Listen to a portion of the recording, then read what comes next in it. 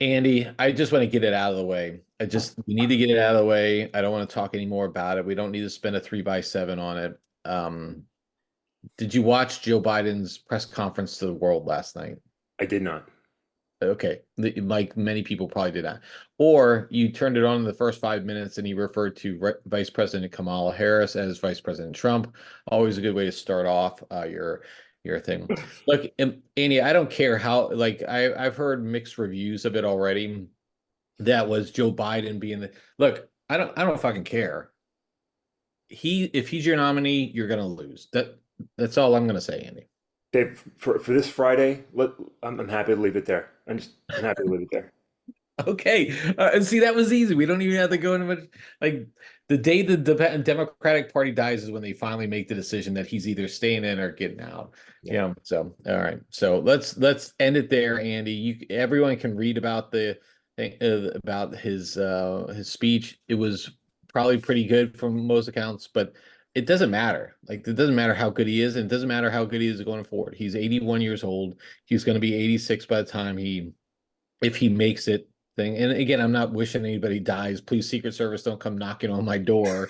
But but like the reality is, when you're getting old in age up in the 80s, one trip, one stumble, next thing you know, there we go. So, all right, Dave, and can I change it on you before we dive into things? yeah, 'Cause I'm gonna forget because I always forget. So one, Dave, I want to wish Mama Jabor good health. Dave, this week was her birthday. Her gift was getting COVID, so we want her to be healthy. So Dave, if Mama J, if you're listening this fine morning, just know that we're thinking of you and we're all wishing you a speedy recovery as we fight with maybe the Florida variant of COVID, which is going around nicely around our country these days. Second, Dave, before I forget, I want to give acknowledgement. Go ahead. Go ahead. happy birthday, Mama Jabor. We love you.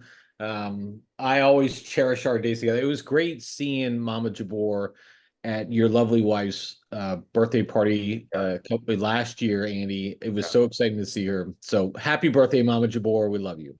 Yeah, you're such a good boy, David. Such a good boy. Such a good boy. But secondly, Dave, thank you for that. I want to acknowledge, I always love new music, Dave, and I always love New Music Friday, and I've found like some really awesome music the last few weeks I've been enjoying. But I want to give a shout out. We have a local band here in lovely Leesburg, Virginia, Shallow Planet. Young guys, I've known them individually, some of the performers for years because they grew up doing music with my boys. They dropped a single last week that is awesome, and it's so great to see young rock and roll talent going out there, and even better because it's from my neck of the woods. So I just want to give a shout out to Shallow Planet, acknowledge their absolutely great song. Strike a Match is awesome. They sound great. So happy for them, so proud of them. Just wanted to give that shout out, Dave, because that's what we're supposed to do. So America, check it out if you want. I'll drop the link with the notes when I post this pod today because I just thought it was pretty awesome. So Dave, thank you for letting me have that time. Where are we going, Dave? Where are we going on this beautiful July 12th, 2024? Definitely drop the link on that one, Andy. I I know you will. will. So, I will. all right, here we go. We're going into the 3x7s. Andy, we got to start with the Euros. We got to start with soccer. This is crazy that we're starting our podcast with soccer. But Andy, congratulations to you. England is in the finals Big. in Spain. Yeah. Huge win.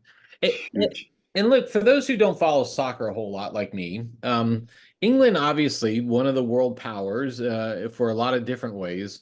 But they have struggled in these major tournaments. I mean, it's not like they're in the Euro finals every year or the World Cup finals every year. They've had some good successes over the years, but Yeah.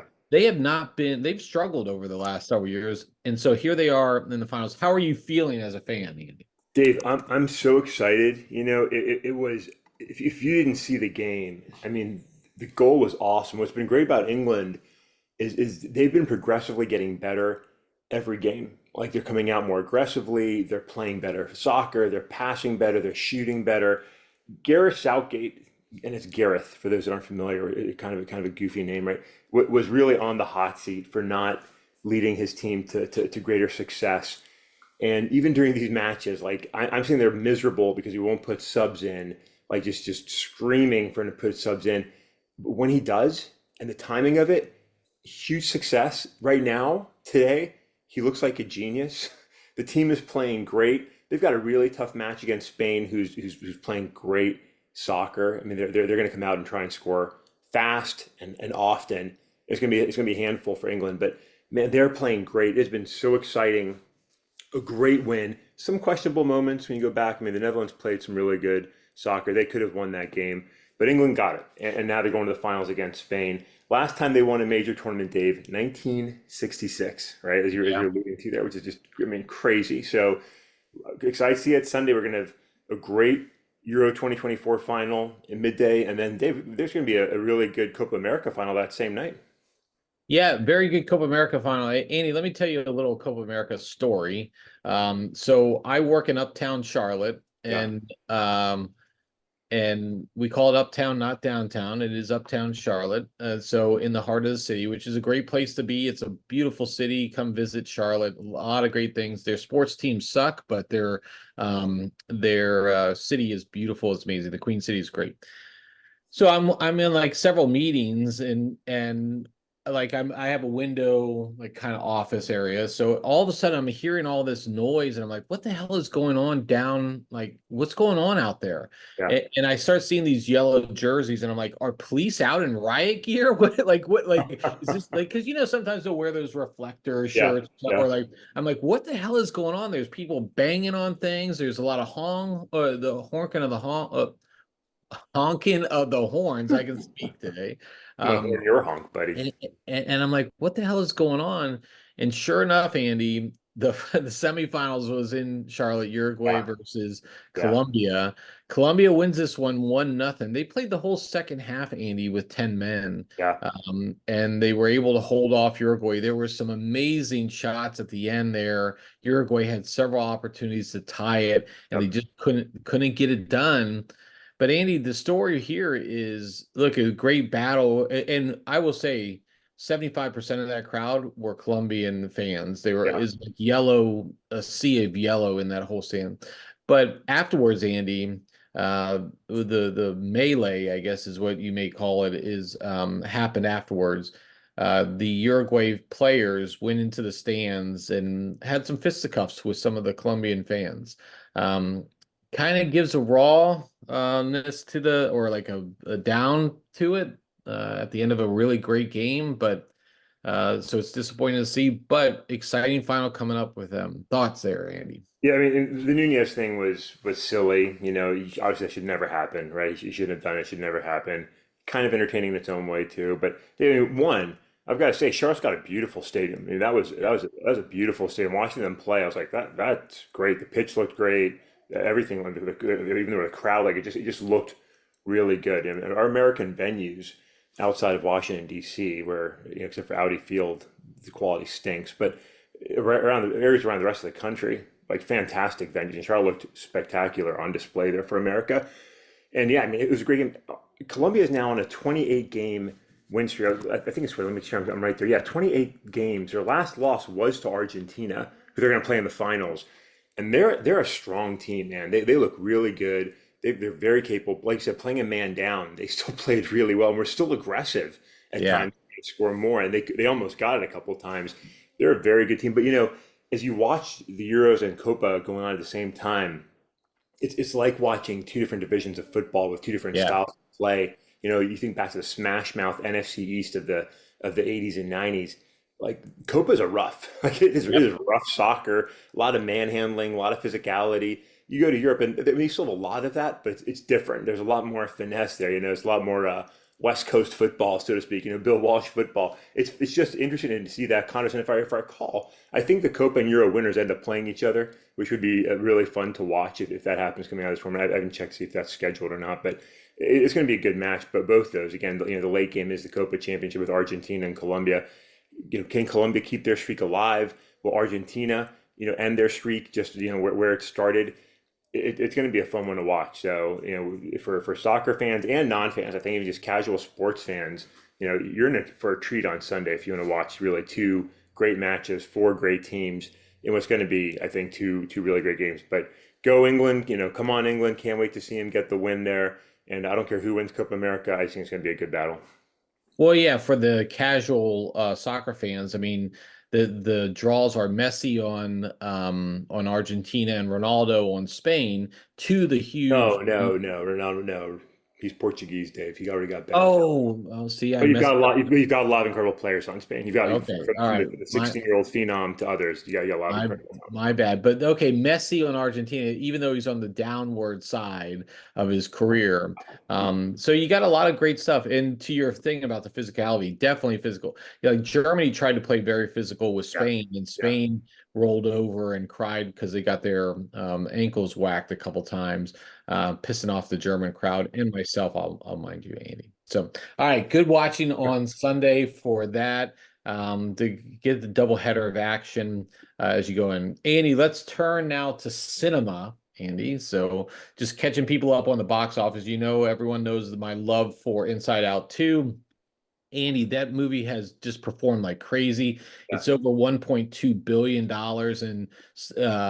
in sales, which is crossing the $1 billion mark in this environment is quite an accomplishment. So kudos to them. I love just to see good Pixar films, Andy. But then you have Despicable Me 4 came out over last weekend, the July 4th weekend, and that's really performing really well. It's not quite on the Inside Out 2 range, but that's where it goes. Andy, a lot of good stuff coming out, a lot of good buzz coming out with Deadpool and Wolverine coming Yeah. up. We're excited about that. There's a lot of other things that are coming out as you go through it. But Andy, that's not what I want to talk about for the cinema, Andy. That's not what I want to talk about. Where do What I you take want to talk about is the movie that didn't perform at the box office. Kevin Costner's um, Western epic, Yeah, Last Horizon, part one, or is it chapter one? Whatever it is, it's one of four planned movies that he's got. He was doing an interesting release schedule. He released the first one in June, and then he was going to release the second one in August, and he's already recording part three and then planning for four. Kevin Costner's got a interesting reputation in Hollywood. He's been in amazing films over the years. He directed one Best Director for Dances with Wolves. That's something he acted in well. He's in some great sports movies all along. Bull Durham, Tin Cup, Andy. That's a one of my favorites. Just been in some amazing movies over the years.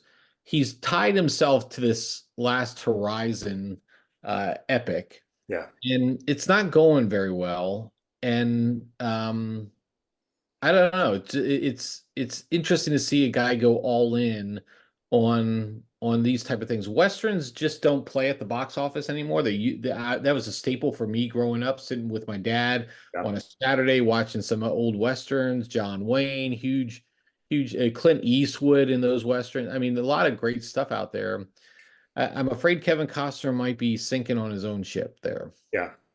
Yeah, one just as you talk westerns, my dad was also a big westerns fan and used to watch them on television, the reruns of them. But we also had a nice run of really good westerns, when we were young too, Dave, right? I mean, from Tombstone and Wyatt Oh yeah, Earp, right? The Unforgiven with Clint Eastwood, the Young Guns movies. I mean there are some really good, much more recent westerns that I thought were great movies with some, really great actors. The western genre is fun and people like it. It is yeah, hard, there's success with it, but it's coming down to Kevin Costner, right? I mean, Kevin Costner was also like you said in a lot of really good movies, a lot of fun movies, and he was a very likable actor. But he got fixated on these endless movies, like they go on yeah. forever. And this Horizon, I mean, it's a 3-4 parter, like you said. The first one was a little over 3 hours. I was Like, just going to go there, Andy. yeah, so I'll let you take it because I mean, Dave, like nobody wants it. Like Yeah. the love of God, man, right? So I'll give it back to you because I know you're the better movie critic than I am. But like, I mean, for God's sake, Kevin Costner, nobody wants your bullshit. Like, go on, Dave, right? Take it. Yeah, and that's the thing is like, look, I'm all about a good Western movie if it's done well, right? But like, I think this thing you're thinking that is, look at Inside Out 2, an Yeah, hour and a half. Get in, get the. I mean, look, by the way, you get 20 minutes of previews in the beginning and trailers and commercials now, so it's a 2 hour movie you're sitting in on. Kevin Costner 3 hours and 16 minutes or whatever it is, the runtime, like that's just crazy. That could be two movies in one. And I think it's just that when you are so like this is his passion project, Yeah, apparently. And so, but you have to have some level of like, let's ground here somewhere. yeah, And where do you really want to go with something? Who's gonna like the another great example of that is that Killers of the Flower Moon, which also came out earlier this year. That was an over 3 hour movie. You yeah, could barely like I liked it. Ultimately at the end it was fine. You could have cut out an hour and 15 minutes of that and still told the same story. yeah, And I think it's some of these yeah, I think this is where for Hollywood we've gotten away from those hour 45 minute 2 hour movie things, and now we're telling these stories 2 hours 40. I think I wonder if it was like the End Game and Infinity Wars where they were longer, but the difference there is like there was filled with a lot of action, there was filled with a lot of story to told there. A yeah. Western is typically not going to be you're telling a different type of story. The last frontier, last horizon. It's a different type of story. It's a little Yeah. slower. I just didn't think you can do that anymore with movies. You don't need to. The Avengers was sort of unique in that it was a culmination of so much, and you're Yeah, bringing so many huge characters and actors. Like there was plenty of story to tell and show and still entertain your audience. But David, it's kind of self-indulgent behavior. I mean, just like we have to have the yeah, discipline of saying, "Hey, look, we're rambling way too long on these podcasts. We can't go 20 minutes on a topic. We lose our own interest, let alone anybody listening." Got to have some discipline and bracket it in. Same thing with books, and when you write, right, you always have to sort of tighten up your writing. Writing can go long and rambling, so it's always scale it back, edit it, make it shorter. And it's the same thing with movies. I mean, heaven forbid you ever watch a Zack Snyder cut of anything, right? It's painfully long for absolutely no reason. It's an extra hour and a half of footage that nobody wants or needs. And I just feel like it's more of an ego thing. Like Kevin Costner, bring it in, buddy. Like chill out. Nobody needs 3 hours. Make it a 2 hour movie. People will enjoy it and get out of there and go on with the rest of their lives. You're killing people. You can't tell a story in less than a four-part, 3 hour I show. Like, come on. Like, so, probably a well-deserved flub by Kevin Costner. Try again, buddy. Try again. yeah, I definitely agree. I don't think we need to say much more on that front. So fascinating to see. We'll see what the release schedule. So, anyways, I think ultimately the end on that was part two is actually being pulled from theaters in August, Andy, because of the low performance here. It'll be rescheduled for later, but it'll be interesting to see how this plays out as we hit our thing. Okay, Andy.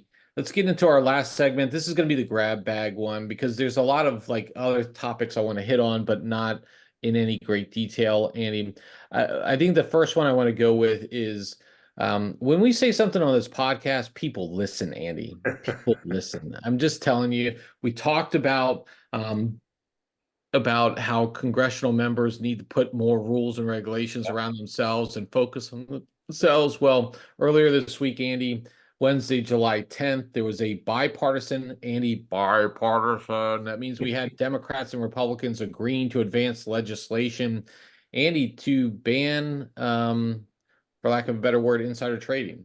Yeah. This is something that's been contentious. Nancy Pelosi famously gets up there and says she should be able to trade. Look, congressional members have a lot of inside information about companies. They conveniently sell or buy stocks Yeah. around those that inside. Yeah. If I was a trader on the trading floor, I would be banned from making trades. And if I did that type of stuff, Yeah.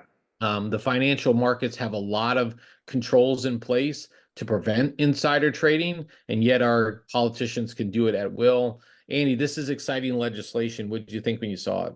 Yeah, it's great, Dave. I mean, I typically when I see something that's co-sponsored by Josh Hawley, Yeah, I'm a little bit inside my own mouth and assume that I'm going to hate it. But in this case, he's right on. And along with, like I said, a bipartisan bill here, Senator Peters, Merkley, Hawley, and Ossoff, who I don't know to be honest with you, put this together. It's 100% the right thing to do. Like, I haven't dug through it to make sure this is actually legitimate, and not just a smoke screen that still allows them to be yeah. mischievous. But on the surface, it looks good. It's the right thing to do. It creates transparency and more honesty in Congress, things we can't get enough of.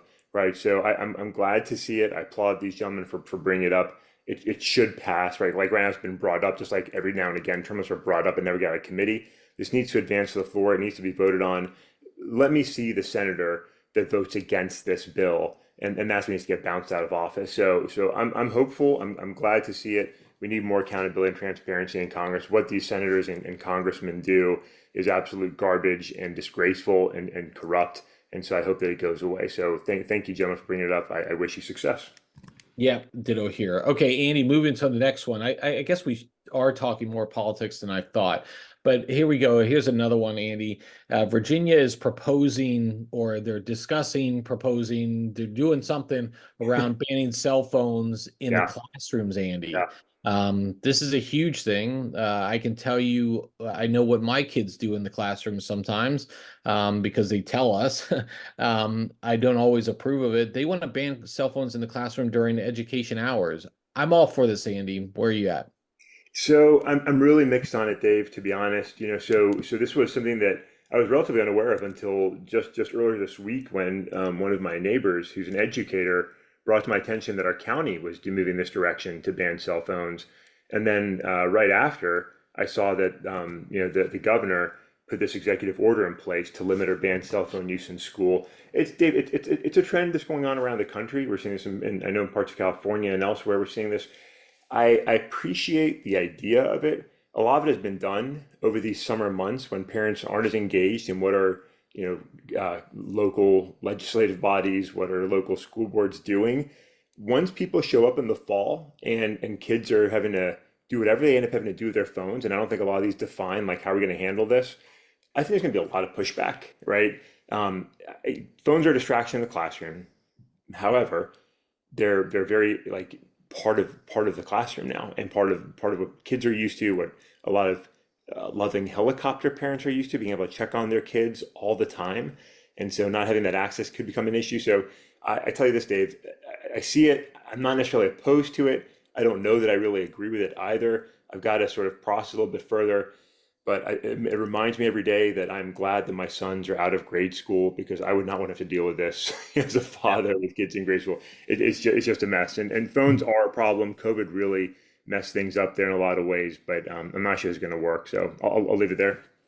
Yeah, I'm in favor of it during classroom hours. Like in the hallways, do whatever you need to do. So it'll be a balance act, but I do like when I hear stories of like I'm watching Netflix during teaching hour, like fuck that noise, right? Yeah. Yeah. Like we need to there needs to be some rules around that. Okay, Andy, last one I think on the grab bag here.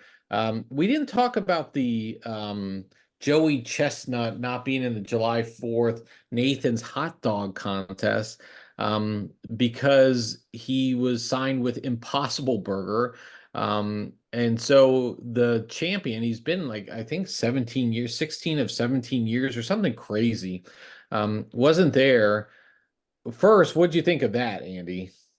I mean, the controversies of the hot dog eating world are not really my focus area. But if you're not going to eat a genuine hot dog, he went for the money, Dave. He sold out to the Impossible Burger, denying true hot dogs. It's a an understandable position here by the famous hot dog eating community. Hey, look, they have the right to do it. Yeah, It's their contest, right? You should yeah, eat their hot dogs, and if you're gonna yeah. say, yeah, I mean that's the way it goes. It happens in other things too. I think he now has a Netflix special, ironically enough, where he's gonna face his Japanese rival Kobayashi, who has been not. It hasn't been much of a contest in the last couple of years. I just can't get over the dipping your buns in water and stuffing it. Like I can see eating the hot dog, but like the bun part, the soaking in water, that's Whole disgusting. thing, whole thing's disgusting, Dave. You're Yeah. stuffing, you're stuffing So the most processed meat down your throat. The whole thing. But anyway, go on, go on. yeah, so but anyways, Andy, like the one of the men's contestants was accused of cheating to like he was on the stage, there's got about 10 people on the stage. One of the individuals was accused of cheating to get his way into this. Again, I don't follow this enough. But he's using I can't even think of this thing here. It's a sleight of hand trickery during the contest in order to inflate his tally of eating hot dogs and falsely place himself among the elite contenders. Andy, cheating in hot dog eating contests. Say it ain't so. It's I mean, Dave, we've reached a sad point where we have to cheat in front of an audience. I mean, he cheated Yeah, yeah. in front of people. So, it's a funny story. Controversy swirls in the hot dog eating competition world. Dave, I mean, one, I want to go eat a hot dog right now. Like I want some ketchup, mustard, and sauerkraut, like right now. My mouth is salivating. But that aside, like, just great place to end it. That's a Yeah. great place for America to celebrate, right? We don't need the nonsense of our politics, phone debates and school board antics, but we need more Americans dressed in red, white, and blue, eating hot dogs in front of an audience. Like that's a great place to be on a Friday, Dave. All right. Well, it's a good place to end our pod for the week, Andy. It's been a fun week, I think, and we got good stuff. It has been, and Dave, there were so many other like crazy stories this week. We don't have time to cover them all, but we live in a wild, great time in a wild, great country. We just celebrated Fourth of July last week, but really, let's celebrate America and all her eccentricity every day because this is a fun place to be. I 100% agree, Andy. And look, we didn't cover a story we wanted to talk. We were kind of flagging earlier about whether or not we're America is divisive as we think as people are Yeah, telling us we are. yeah, Obviously, you hear the hot button items, but the ground truth reality is that these are a limited minority, a very limited minority, yeah, and they're making it seem like it's worse than it is. In fact, I think America is a great country, Andy, yeah. and we have got a lot to celebrate, including our differences. And where I think I said it during my solo time is, or no, this was a piece that was actually cut during my technical difficulties. Like all this talk about Civil War and all this other stuff, and it takes a lot to get to that point. We're Yeah. nowhere near that point, Andy. Yeah. And so please, like, I think we should celebrate our differences, celebrate our diversity, and celebrate what makes America great, as John Cena had said earlier, Andy. So Yes. Again, a good place to end. John Cena, our unexpected star of the week. there Wise we words from him and from you, Dave. Happy Friday, America. What a great country this is. All right, Andy. We'll have a lot to talk about on Monday with the Euros and Copa. So let's have a good weekend, and I'll catch up with you next time.